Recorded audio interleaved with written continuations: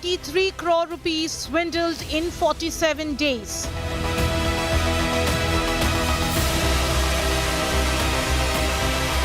Fake officials, real targets.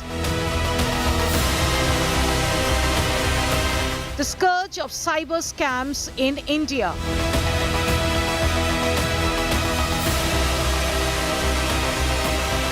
Think before you pick up or pay up. Top focus on Newstrack at 10 p.m. Good evening, this is the Newstrack and I'm Marya Shakil. It starts with a phone call from someone claiming to be a cop or a government official. They speak with authority, cite laws and accuse you or your loved ones of a crime. Fear grips you instantly, you stop thinking and within days you are trapped, both mentally and financially. This has happened to a retired banker in Delhi who lost 23 crores in a matter of 47 days to a scamster. To an elderly couple in Karnataka, it has happened as well. And it is happening across the country. In fact, Indians have lost over 4,000 crore rupees in 24 lakh digital fraud cases in just these 10 months of 2025. This is India's latest cyber threat, the so-called digital arrest scam. A new age fraud where fear is the weapon and your bank account is the target. Take a look at this report and then I bring in the guests. कैसे? आप digital arrest में हो, दूसरे कमरे में जाइए, अकेले। आपके पार्सल में ड्रग्स मिले हैं, लंबे जाएंगे। 10 लाख दीजिए, बच जाएंगे। They won't break into your house. They won't even show up at your door. They'll just call pretending to be cops or central agency officers.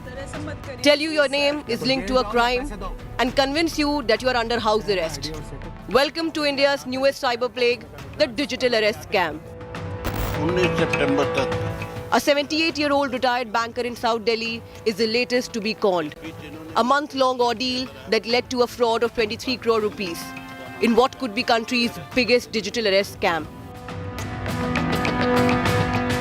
Airtel headquarter से फ़ोन आता है मेरी लैंडलाइन पे कि हम एयरटेल से बोल रहे हैं और आपको हम मुंबई हेडक्वार्टर पुलिस के साथ संपर्क करा रहे हैं। घोटाला हुआ है, उसके तहत ये पैसा वहां से इस्तेमाल हुआ है टेरर फंडिंग और पुलवामा अटैक में आर्म्स और एमुनेशन खरीदने के लिए। The woman on the call allegedly said he will be arrested under the NIA Act and his property will be seized. He was asked to provide bank details regarding fixed deposits, lockers and stocks. They even sent this former Delhi banker a fake arrest warrant and asked him to not say anything about this to anyone. Over a period of 1 month, between August 4 and September 4th, the fraudsters carried out 20 transactions and withdrew 23 crore rupees from Naresh Malhotra's multiple bank accounts. पहले तो इन्होंने मेरे account में जो balance था करीब 14 लाख वो निकाल लिया। फिर मैंने बोला मेरे पास मेरे शेयर्स होते हैं, तो वो बोले आपके हम सारे एसेट वेरीफाई करेंगे, ये रिजर्व बैंक का एक वेरिफिकेशन वहाँ भेजे जाएगी, हम आपको अकाउंट नंबर बताएंगे जहाँ पे पैसा भेजेंगे, आरटीजीएस के जरिए आप पैसा देंगे और हम आपको रोज रिजर्व बैंक का एक सर्टिफिकेट देंगे जितना पैसा हमने आपसे लिया है। कितने पैसे आपसे ले लिए? लगभग 22 crore 92 lakh. 92 lakh. The police have registered an FIR and a probe is underway. But for Naresh Malhotra and dozens like him, the damage is already done. The hard-earned money is gone. One call, one moment of fear, and everything is gone. That's the danger of digital arrest scams. So think before you pick up, or you will have to pay up. With Arvind Ojha and Astha Bhardwaj, Bureau Report, India Today. And joining me on the show tonight, Brijesh Singh, additional DGP of Maharashtra, someone who is an expert in this domain. N.S. Napinai is a Supreme Court lawyer and also founder of Cyber Sathi. And we have two cyber fraud victims joining us, Meeta Wadhwa and Mokam Singh. Before I bring in the victims and learn from them their story, let me go to Brijesh Singh. Brijesh Singh, in the last few months, there have been extensive awareness campaign, which has been launched by the government of India. Multiple state governments have roped in as well. Then why is this menace not stopping? In fact, this latest, cyber arrest, which has happened, is the highest. I mean, the gentleman in question ended up paying almost 23 crores here. Marya, awareness is a very difficult thing. And what these people do is that they create authority, fear, and secrecy. So once this is created, the victim generally cannot think in common sense terms about any exposure which has been given through awareness messages. Now, this was being run through various kinds of cyber farms in Cambodia, Myanmar, Laos, and various other places. So a lot of efforts from the government has led to closure of many of these farms. Even, Indians were taken there, abducted, and kept there, and they were making calls. Though they could have voice and accent, they understood you, they understood your language, they knew what local agencies are there, or what would you be afraid of. But it's actually a multi-layered thing wherein people are properly profiled. Like retired people, they would have money. Yes. They generally are compliant to authority. And they are from a time when they believed in, physical calls, contacts, and things like that. So they are very vulnerable. They have money, and they become the kind of, ironically, the right profile to be targeted by these people. So it is something where they make the victim comply to their commands, and hence it is very, very difficult. Once the victim complies, then the money flows to money mule accounts, and from there are quick withdrawals and money goes off.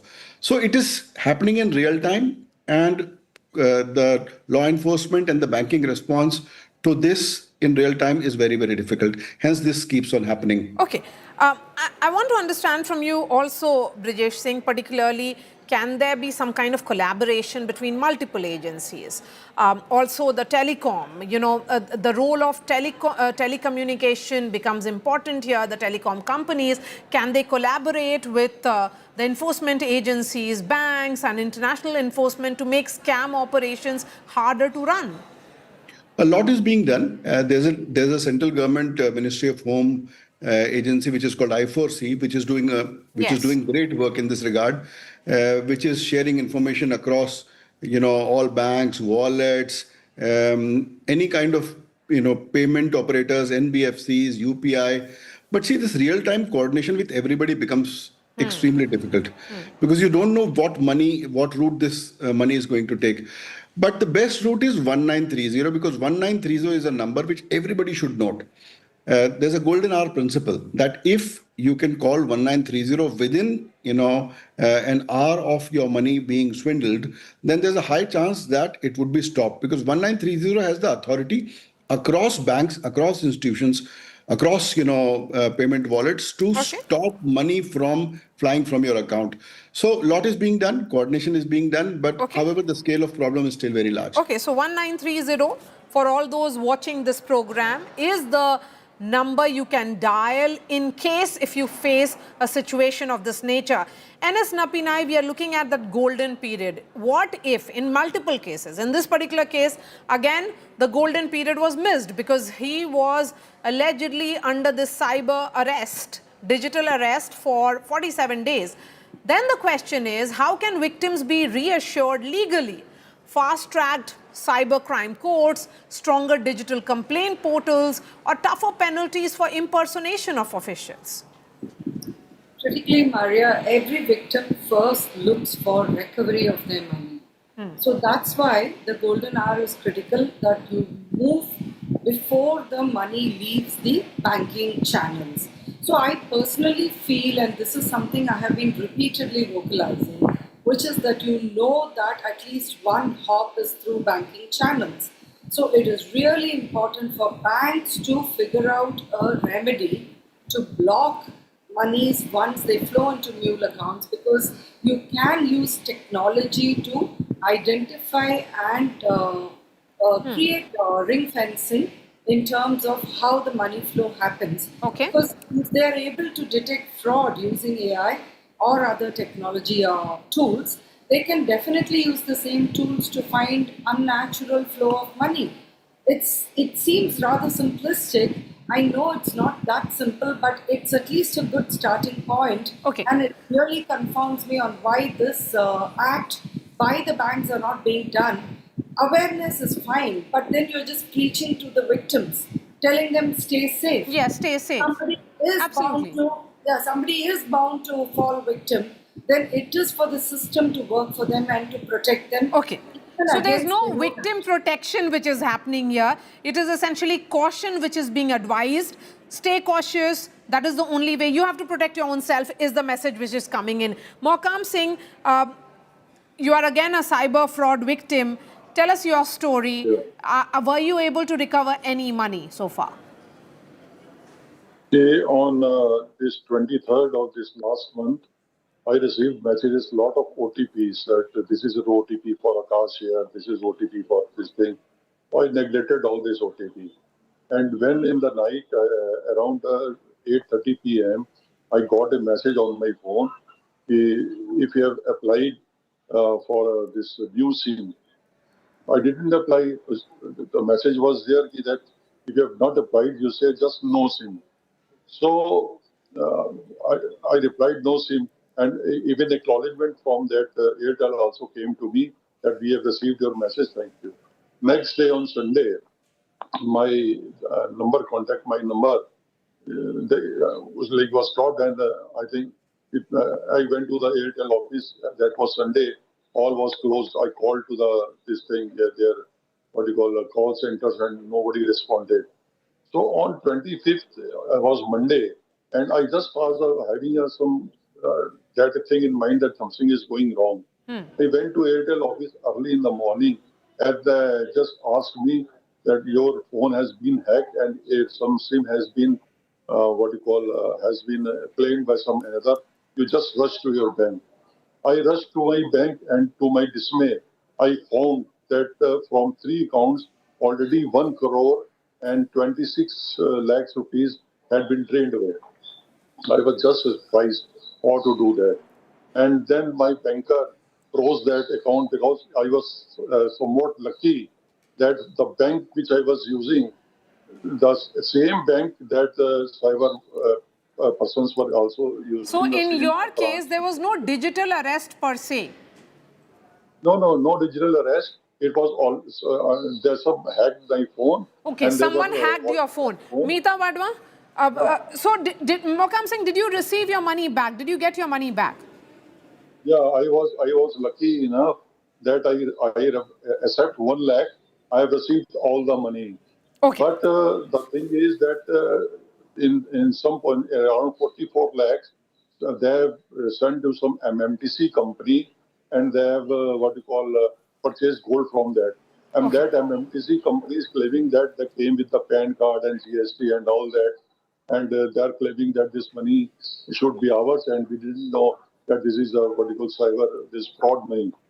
But this MMTC companies they are acting as shelter for all these money what belongs to us. And they are even in 2023, this MMTC company was in league with Sukesh in a big fraud. The same day, the person from Mumbai is transferring money, and same day he's giving without having due diligence in checking the identity of the person.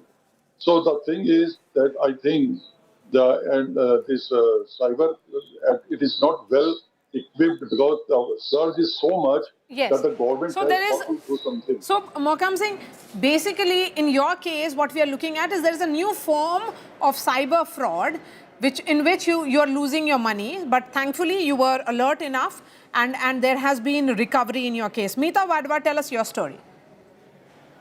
So mine was quite similar to what just sir explained. Basically, mine was not an individual account. So we have a business, and so our company account was hacked, basically. So it's a similar case where the SIM was closed on Friday night. when we tried making call from that, we realized that okay, there's some problem with the mobile, and being a Saturday and Sunday, we were not able to connect with the customer service, and finally on Monday, by the time we reached the BSNL office, we were told that your SIM is already issued in Indore. So that was the first information we got. And when we checked with the bank, because then all our bank account is linked with that particular SIM, we realized that somebody got a SIM issued on our letterhead in Indore and has already withdrawn 45 lakh rupees over the weekend. Okay. And when on Monday we realized, because all the messages were going to that particular number. Okay. By Monday, when we realized the money was already pulled out from the account, and the last mile which we could go is that the person who was using the SIM was tracked and he was taking a flight from Indore and he left the phone near the airport, and this account was apparently some 92-year-old man in and around Shillong. And in fact, his account was also by the time empty. So, This is Meeta, did you get your money back? no. Okay. So it So we is. are fighting a case against the two company, which is the BSNL and HDFC. Okay. But we are still not able to recover the money. So Brijesh Singh, what's evident here is that they are several steps ahead of the law enforcement agencies. The scamsters are clearly looking at multiple ways. I mean, you have had two cases here on this show talking about SIMs being issued on the same number and how that is being used for withdrawing money wrongfully. Maria, actually, what they're talking about is something called SIM swap fraud. And, countries like Tanzania have stopped SIM swap with a simple thing, with a simple API, that before transaction, the API checks whether there has been a SIM change request made or not. If there's a SIM change request, then the transaction doesn't go through. There's something like that which can be adapted here. Now, two more things which are very important from a consumer perspective. One is that there is an RBI circular which limits consumer liability in to 5,000 and 25,000 if they have informed within time. Like if the information is given within 3 days, the liability is just 5,000, and for between 4 to 7 days, the liability for current accounts is 25,000, and for credit cards, it's 1 lakh rupees. One more thing is banking ombudsman. On the RBI side, you can, even if you've lost money, you can do you can complain on 1930. You can also note this site cybercrime.gov.in. So you can at your home, you can sit and register your complaint on cybercrime.gov.in, and they will send it to the local police station. However, you also have the route of banking ombudsman. And there is one thing here, that if there is contributory negligence, which normally banks say that since you have shared the ODP or you have transferred the money, Yes, the liability is yours. However, in certain cases now, the courts are taking the view that the contributory negligence is totally not of the customer and asking the banks to repay the money. So banking ombudsman is also one route which can be obtained through the RBI site. The RBI has a complaint section on the site where they can find ombudsman and complain to the ombudsman, which is also a very good route for recovery of money apart from the criminal procedure. Okay, Marya? quickly, before I let you go and I wrap up this discussion, Brijesh Singh, as someone who is an officer who understands the space much better than many others, has there been recovery in these cases? We are looking at huge number of cases. I mean, if we were to just sum it up in the last 10 months, I mean, as we were putting out those data, it is 4,000 crore. Yeah, there have been recoveries, but the problem is once there is immediate debit, then the recovery of money is difficult because there is failure at the KYC level. See, law enforcement comes after the match is over, right? The real thing is to be done by banks who are the custodian of people's money. They need to establish better KYC protocols and better volume velocity checks. If the cyber criminals can profile and find out who to victimize, the banks can also. As Narpinay was saying, there are technological means through which you can find out, let's say, mule accounts. In accounts where money is coming and immediately getting withdrawn, those are mule accounts. And the banks can definitely find out and stop these mule accounts. So there are failures at various ends, but I feel that things are tightening. And we are learning every day from the new modus which these criminals adopt. And I think it's going to be better, but much needs to be done. Absolutely. Brijesh Singh, N.S. Napinai, Meeta Wadhwa and Mokam Singh, thank you for joining us on this edition of the Newstrack. But don't forget to tune in to India Today tomorrow at 6 p.m. for a mega exclusive with RJD Sayan and former Deputy Chief Minister of Bihar Tejashwi Yadav as he opens up about SIR and who will be the Mahagathbandhan's chief ministerial face as the election season kicks in clearly in poll-bound Bihar. That's a big exclusive coming up tomorrow.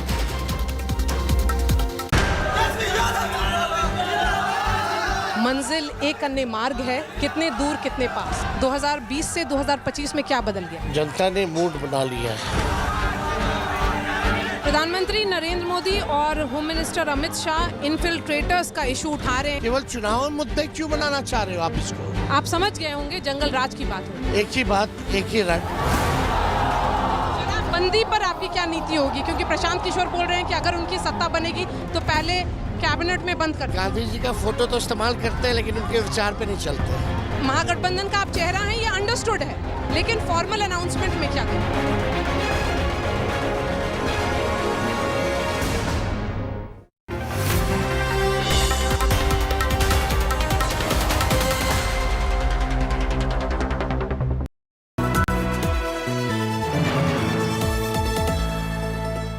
Sir, try berry pulao.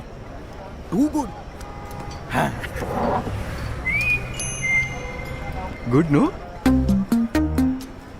Hey, why are you giving him such looks? Ignore tips and use your own mind before you order. Lots of people give unsolicited stock tips. It can be dangerous. Study the company and the risk associated. Invest only after analyzing. An investor awareness initiative by SEBI. I choose a world where we dream and the limit is the sky, and this world is my home where I'm living my best. Mindfully crafted home decor fabrics. Sansar, a D-Decor brand. Live consciously. ये आपकी रक्षा के लिए और ये आपकी रक्षा के लिए। अरे ये क्या है? ये आपकी रक्षा के लिए और ये घर की रक्षा के लिए। न जले न पिघले, घर घर को सेफ बनाएं। Apar Anushakti fire protect wire. Hello moto. Do the moto moto.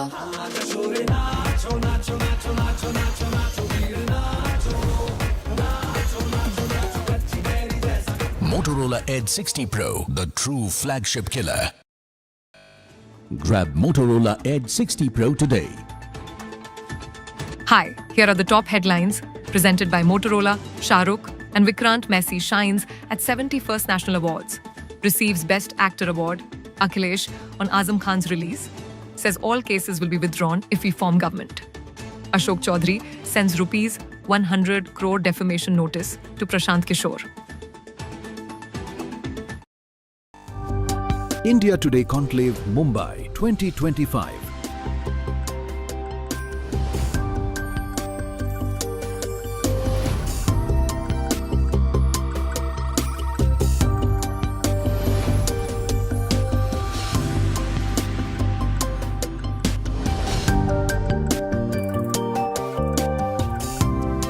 September 25 and 26 Mumbai.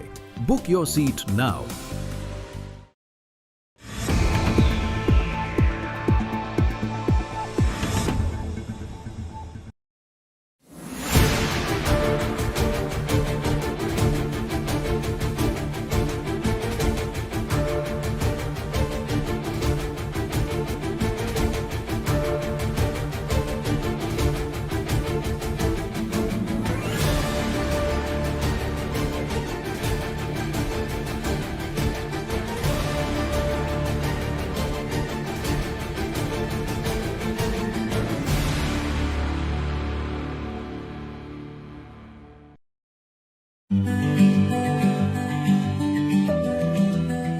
Ramcharan met with Karnataka Chief Minister Siddaramaiah in Mysuru on his cordial invitation. The meeting took place as the actor was in the city for the shooting of his film Petty. The meeting occurred amid a brief pause in the film's production schedule due to the demise of Allu Kanakaratnam. Ramcharan, who is Allu Arjun's cousin, cancelled the shoot for a short period to attend to family commitments. For the unversed, Peddi is directed by Bucci Babu Sana and features Ramcharan in a transformed rural avatar. This would also mark a significant departure from his previous roles. Along with Ramcharan, the film would also star actors Janhvi Kapoor, Shivaraj Kumar, Jagapati Babu and Divyendu Sharma.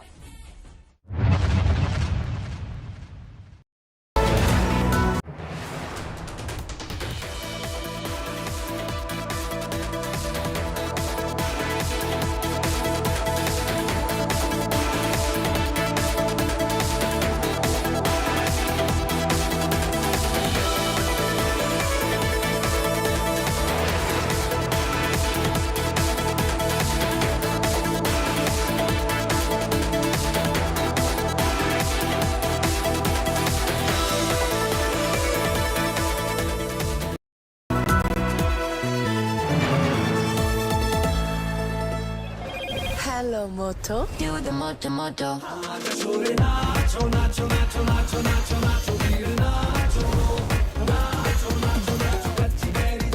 Motorola Edge 60 Pro, the true flagship killer.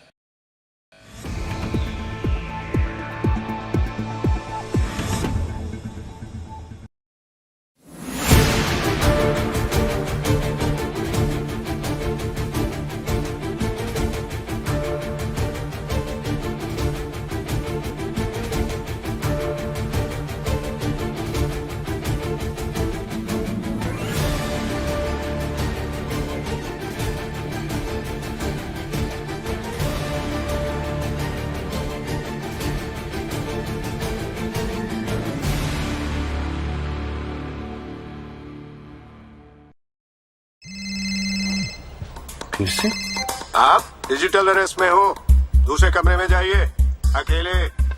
They will call you. आपके parcel में drugs मिले हैं, लंबे जाएंगे। 10 लाख दीजिए, बच जाएंगे। Sir इतने कहाँ से? Introduce themselves as a police officer or a senior official from any of the central agencies. Convince you that you are under house arrest. या तो जेल जाओ या पैसे दो. And will eventually siphon money from your bank accounts. This is India's growing menace, digital arrest. 19 सितंबर तक A 78-year-old retired banker in South Delhi is the latest to be called. A month-long ordeal that led to a fraud of 23 crore rupees in what could be country's biggest digital arrest scam. Airtel headquarter से phone आता है मेरी landline पे कि हम Airtel से बोल रहे हैं और आपको हम मुंबई हेडक्वार्टर पुलिस के साथ संपर्क करा रहे हैं। घोटाला हुआ है, उसके तहत ये पैसा वहां से इस्तेमाल हुआ है टेरर फंडिंग और पुलवामा अटैक में आर्म्स और एमुनेशन खरीदने के लिए। The woman on the call allegedly said he will be arrested under the NIA Act and his property will be seized. He was asked to provide bank details regarding fixed deposits, lockers and stocks. They even sent this former Delhi banker a fake arrest warrant and asked him to not say anything about this to anyone. Over a period of 1 month, between August 4 and September 4th, the fraudsters carried out 20 transactions and withdrew 23 crore rupees from Naresh Malhotra's multiple bank accounts. पहले तो इन्होंने मेरे account में जो balance था करीब 14 लाख वो निकाल लिया। फिर मैंने बोला मेरे पास मेरे शेयर्स होते हैं, तो वो बोले आपके हम सारे एसेट वेरीफाई करेंगे, ये रिजर्व बैंक का एक वेरिफिकेशन वहाँ भेजे जाएगी, हम आपको अकाउंट नंबर बताएंगे जहाँ पे पैसा भेजेंगे, आरटीजीएस के जरिए आप पैसा देंगे और हम आपको रोज रिजर्व बैंक का एक सर्टिफिकेट देंगे जितना पैसा हमने आपसे लिया है। कितने पैसे आपसे ले लिए? लगभग 22 crore 92 lakh. 92 lakh. The police have registered an FIR and a probe is underway. Naresh Malhotra is one among many who has fallen prey to digital scamsters. With Arvind Ojha, Bureau Report, India Today.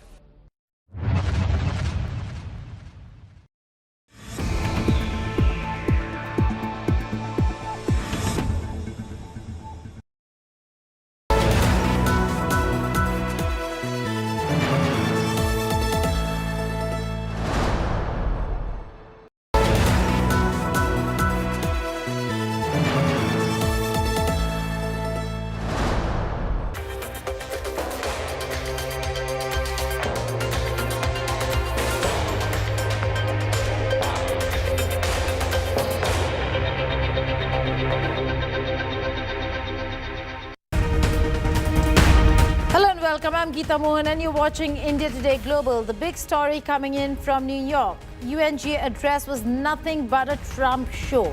His first speech during his second term at the White House was filled with praises for the achievements of his administration, jibes at the opposition, and his unending claims of attempts to bring peace across the world. The president's speech begins by mocking the UN, saying the building does not have a good escalator and a failed teleprompter, forcing him to read out from papers. He also highlighted how his policies